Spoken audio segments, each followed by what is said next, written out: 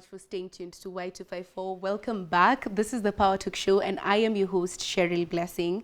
This evening, I'm having an amazing a conversation with two gentlemen. I'm here with Daniel and Tony, and we're talking about the creative industry.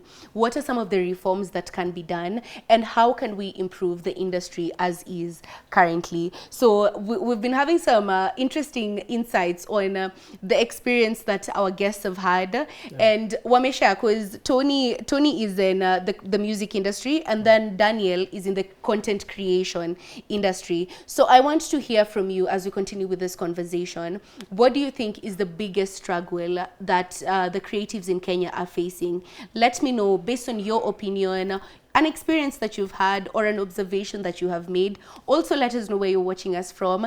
Text to location. Tell us how your day has been, and I hope you've enjoyed it. So today, in honor of Labor Day, we're really trying to get into how we can improve this new industry, the creative industry. Because I like to think of the creative industry as the industry of the youth. Because this is something that, you know, the generation that has been coming up, especially the past two generations, the millennials and the Gen Zs, ndio at least tumekuwa allowed. Unajua, before there was this notion of you have to be a teacher, you have to be a doctor, you have to be a lawyer, ndio ukwe respected. True. But these days, we've seen some very successful musicians, we've seen some very successful artists, we've seen some multi-millionaire content creators. Like right now, when I think about Mr. Beast, mi ushindwa, umse, all this money, like where did you get all this money? So the industry sizey, people are taking it serious. We are focusing more on it. And one of the things that has been lacking, especially for the content creators and the directors, producers, it's a union. Because at least venye tumonge na Tony, tume-establish kumekuwa na MCSK and Prisk, and then there are also some international organizations that at least, in case hao wakuangushe, una broaden at least your scope kidogo. But for the directors, creators, akujakuwa na kitu. So last year, there was a union that was formed. I believe it's the Creative Industry Guild. So it's supposed to be the central body to advocate for support and rights and the welfare of the creatives within the creative sector. But I'm pretty sure kuna watu wengi sana hawajui kuna a union. Were you aware, or do you feel like this union being in place, itasaidia to improve the quality of your work environment, your situations, your interaction with clients? Do you think it's going to make a difference? For a start, it'll make like for a start, si kila mtu anajua like kuna hiyo like hiyo union like inasaidia. Utapata kuna content creators wako tu chini. Kupata hiyo access to join the group. Pia unajua lazima mchange pesa fulani hivyo. Ndio like kama registration. But kumekuwa imesaidia ndio imagine last year kulikuwa na hiyo tax ilikuwa iwekwe kwa content creators. So I think the guild ilisaidia sana. It's helped. Na unajua pia inaonyesha how we've taken the industry serious. Ndio ifike hiyo point yenye a union has been made. Na hiyo ni recent 2024. Na unajua content creation imekuwa tangu kitambo. Na kumkata, I don't know, when I was young kulikuwa sijui na Vines. Watu walikuwa natengeneza Vines, you know, things like that, and then we had the era of YouTube. So they're literally people who've been on YouTube, wamekuwa creators for even 20-15 years. And akuja kuwa na hiyo union ya kuwa support. It's the same with the music industry. Yes, kuna hiyo body yenye inafai support, but it's not like you guys are called for meetings or you air your opinions or mna share some of the issues that you're dealing with. You've basically had to handle most of the issues by yourself. And to some extent, sengine you need a lawyer. You need a legal team. There's an artist we interviewed. I talked to him and he told me he went to prison. And guess why he was imprisoned? Because he used fake money in a music video. He was just shooting a video for the props. So kuna watu wenye hawajui mtu labda ametengeneza hapo content, ameandika script wako gangland, kuna guns zinafaa zitumike. But then you don't know the legal implications of using certain things, or even we had Bazoo, Willis Raburu. Yes, Willis Raburu. He sued Airtel because of using Bazoo. his name. Yeah, so let's talk about that because Yeah. nyinyi sasa umeandika song yako. Yes. Take time kuproduce alafu unasikia song yako kwa project ya mtu naanza kupatia credit. How do you go about issues like that, the copyright infringement, and you feel kama mtu ameiba intellectual property yako na hawaja kupatia hata credits? How do you go about issues like that? So first of all, when you produce music, like you should look into keen aspects like the copywriting bit of it, because when you're producing music, there's rarely do you get anyone producing music for free. So once you put in work, you also have to like put in extra work to like safeguard your music, because this is something that can, you know, open bigger doors for you in the future. We've seen music being used in films and stuff like that. So if you don't copyright like your music, and copyrighting your music doesn't necessarily mean that you have to copyright it with like MCSK or Prisk. You can still do that with an international publisher. But the main agenda is just try and safeguard your music through copywriting it, so that such kind of infringements cannot actually fall on you as an artist, because we've seen this actually happen where artists across, you know, across borders sample each other's music, and this usually starts creating legal implications, you see. So, but if you copyright your music, then even your publisher will be able to assist you in suing whoever is trying to steal your content or steal your idea. Yeah. Yes. So, and I think that's something important that our audience needs to take away. Usikwe tu umeandika tu hapo song inabamba release. Yo, watu watachukua hiyo content, so you have to copyright it. True. Could you tell us how you go about copywriting your work? For me, okay, initially I used to copyright through Prisk. I am registered to Prisk as an artist. I registered in Prisk, I think, about in 2013, 2014, thereabout. Either 2014 or 2015. One, that is one of my copyright agencies. But two, for me right now, going forward with my music, as I said, I look into for international publications or international publishers. Like, for example, the DistroKid. Okay, not DistroKid, but the 1RPMs. So when they have your music, when you register with them, like it's some sort of a copyright. So whenever they have your music with them, whoever uses, you know, either through an advert or in a movie, or like, they usually follow legal implications against whoever tries to infringe or through your music. So for me, having a local and also an international publisher is also very important to as an artist, because also when you're making music, you never know where your music can land to, because one, you can have your music beyond, you know, just the regional borders or the country's borders, you see. So for your music to go out there, you have to have a good copywriting, a good publisher to actually help you, so that even things like when collabos come, it's easier for you to actually be able to charter that, you see. Yeah. Yes.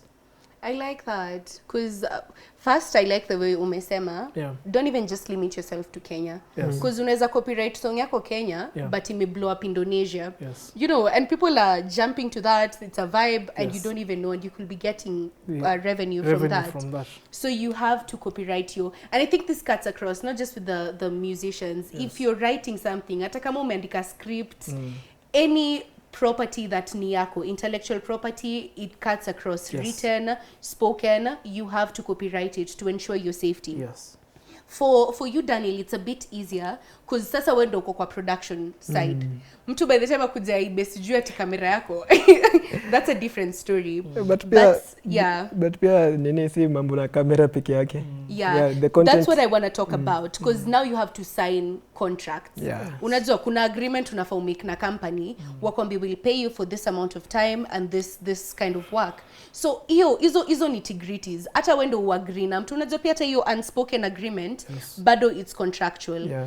How do you negotiate ukiwa na hiyo understanding ya first maybe nafaa nilipe tax, maybe nafaa nifanye hii, nimefactor in cost yangu ya this and that. How do you negotiate deals and the contracts? Do you have a legal team ama ni wewe tu mwenyewe?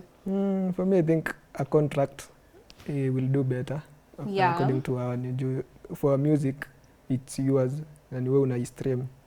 But kwangu na shoot alafu wewe ndio utakuwa na hiyo property, ndio utakuwa na hiyo material.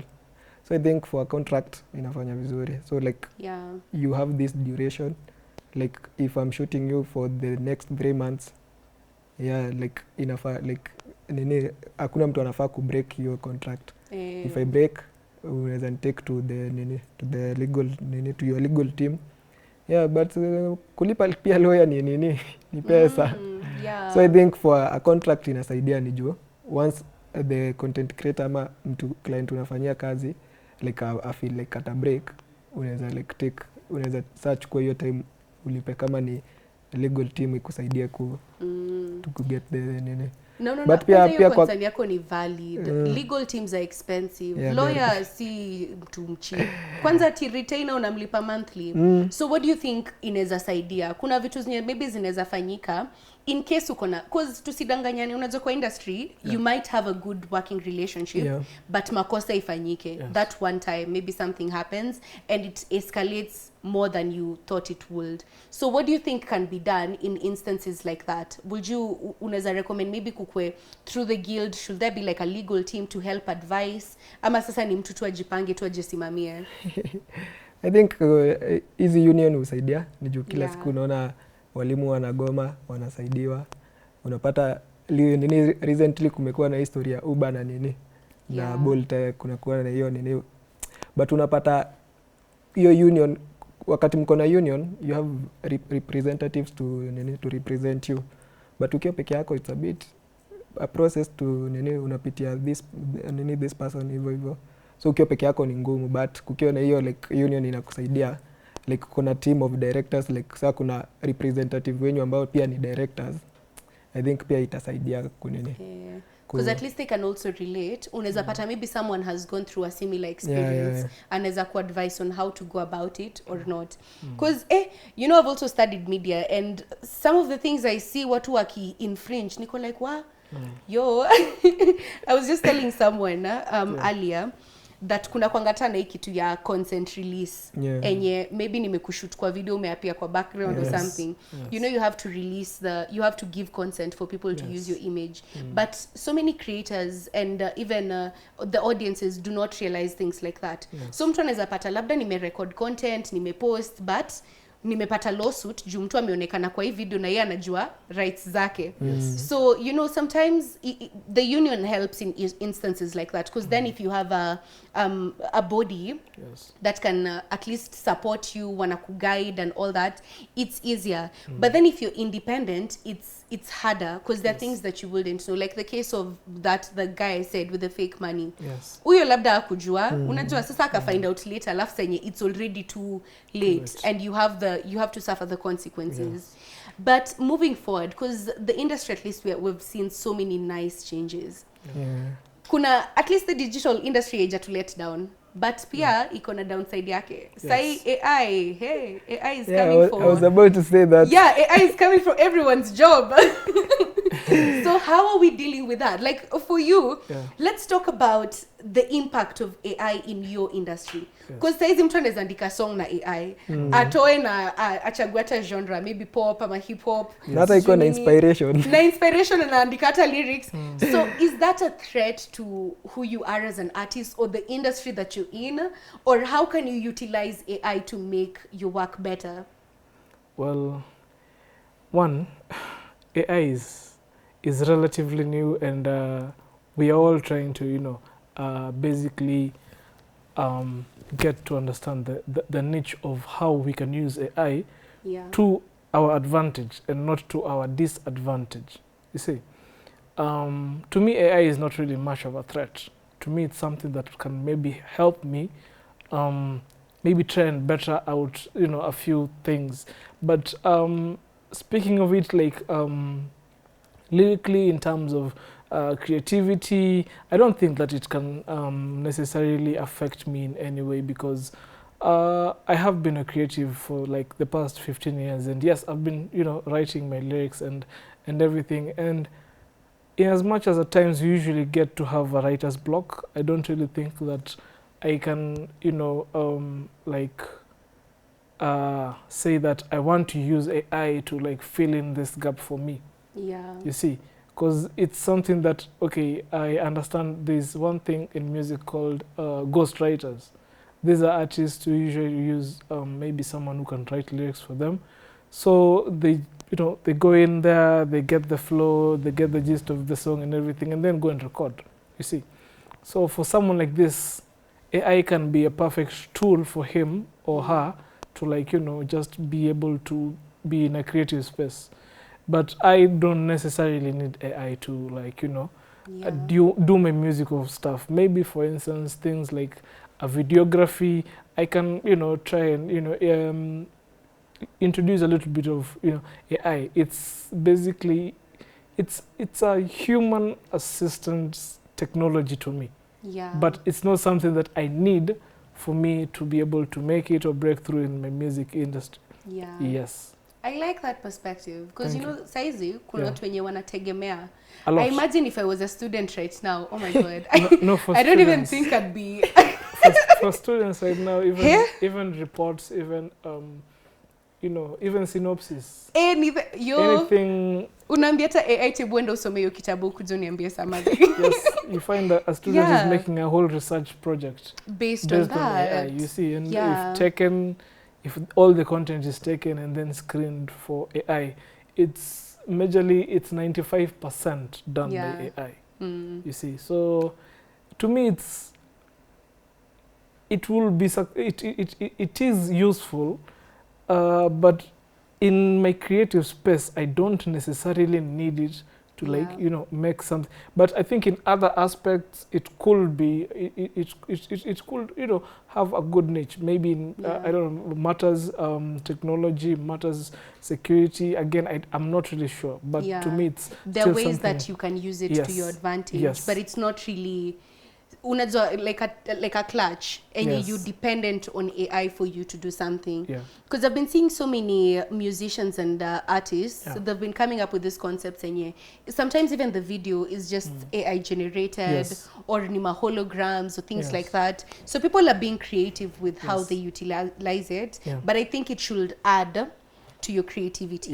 Lakini sasa that's not the reality. I feel like I saw a video when I talk about even the editing. I saw a video of an AI video that was created last year, same time, and one that was done this year. Na ile last year ungesema, by the way ni AI. Na hiyo this year. Like every single day they end up improving in some sort of way. So for you to actually tell that it's AI or not, you literally have to first of all take your time. It's become a bit more difficult. But as I said, in terms of videography, I feel like it's got some sort of advantage.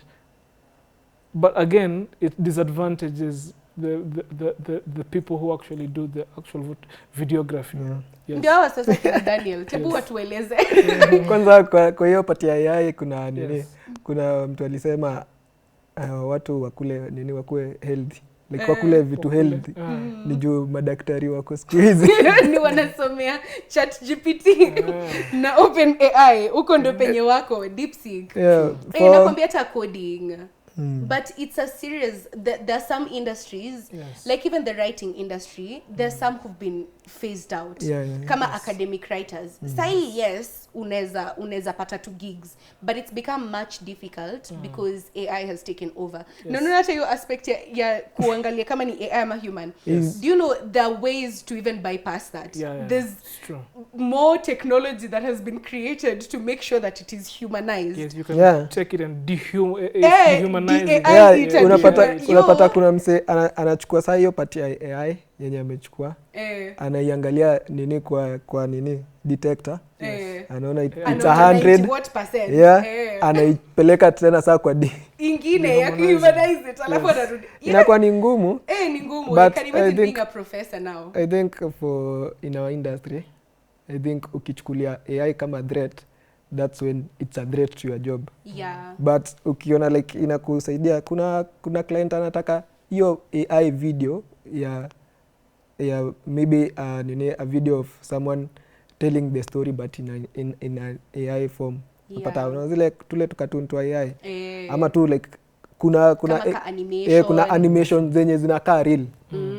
Unapata mtu anakuambia nini create this nini AI like product yenye tuseme like an advertise product yake, so like unapata ukiona kama threat haitakusaidia kupata. Kuna client yeye hataki nini umshoot mkiwa hapo ati umeenda hadi site kwa duka yake. Yeye anataka tu like an AI nini view nini like unajua saa ukilipa the watu wako kwa set. Unataka maybe kwa advertise product yako kwa duka, tuseme ni hizi nini products za makeup.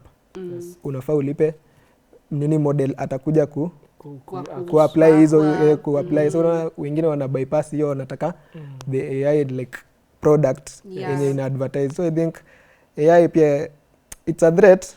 Ni juu utaangalia nini, utachukua kamera uende location upate huyo nini client alijua AI kitambo. Hataki nini mtu anakuja kumshutia kuna hiyo product. So I think it's a threat, but ukiacha like ukichukulia like an assistant, like wewe ukiwa director uko na assistant wako, I think ukichukulia kama another like assistant person itakusaidia. Like venye amesema unapata like ukichukulia kama threat itakuwa threat. Itakuwa bigger threat na perspective yako. But imekuja kutoa watu wengi kwa game. But when unasema, I think it's just about the perspective. Because if you realize that naweza toka job juu ya hii, you need to learn and adapt. But if you don't adapt, ndio inakubypass. And I think that's the issue with most people. Labda walikuwa comfortable wamejua indo skill yangu. But unajua maisha ya siku hizi lazima sijui mtu akwe na 59 skills. Siku hizi watu wanafukuzwa, unapata umefukuzwa job ni juu like ulisema unajua tu photography peke yake.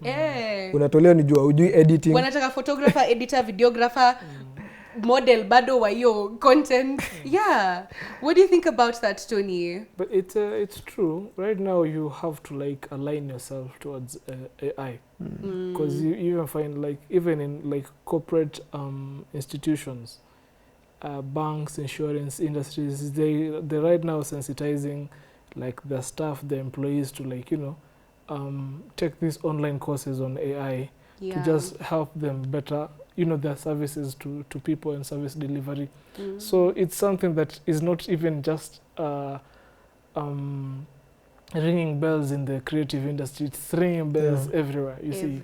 Yes, in the corporate industry, very soon even in the medical industry. And I think it's even been in the medical. It has been. It may cut across. It's just about catching up to it. Because I think also we didn't take AI that seriously. Like 2-3 years back, it was like, it's a cute thing. Saizi tumeona videos tuko like, how can you tell what is real and what isn't? Right now, and even I think with the Chinese, when they dropped DeepSeek, that changed the game for everything. Because sai hata nimeona kuna chat GPT ya kucode.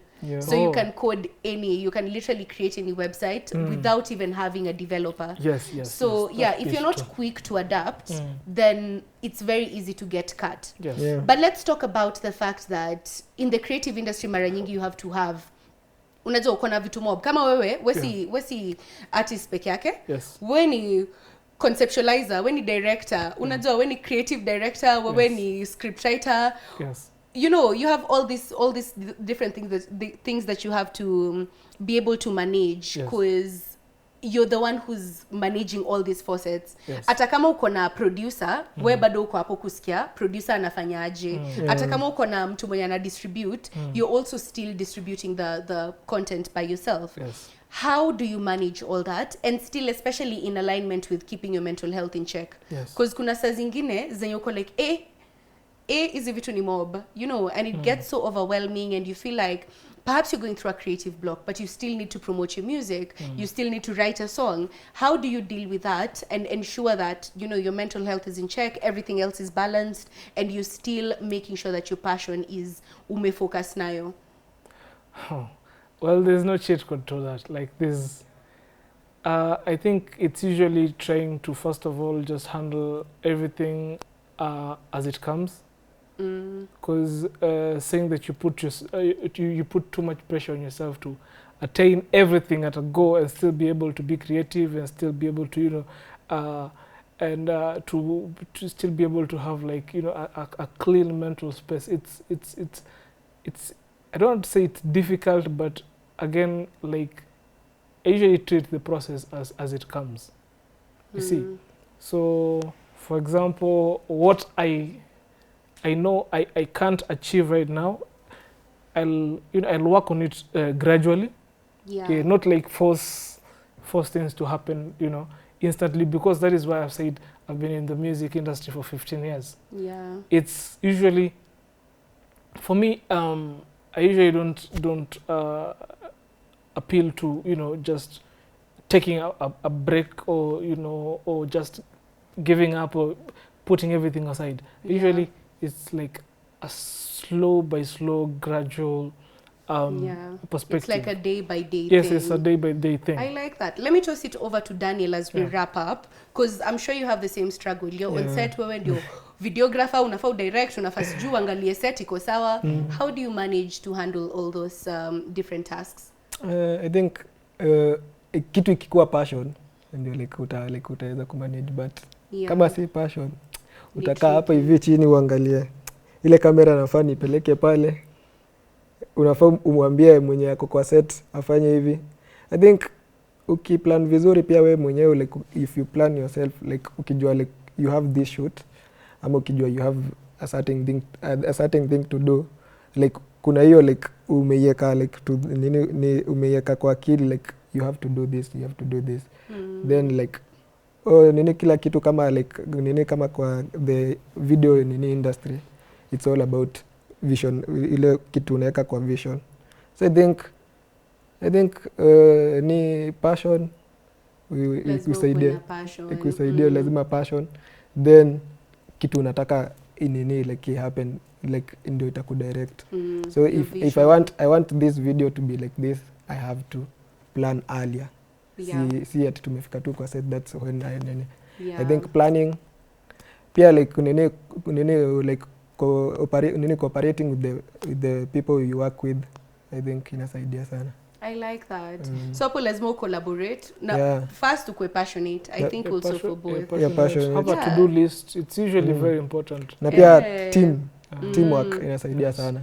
Una take day by day pia. So because time is not on our side, I want to read the comments that you guys have shared on our platforms. The question is, the question that I wanted to know was, what do you think is the biggest struggle that we're dealing with in Kenya for the creatives in particular?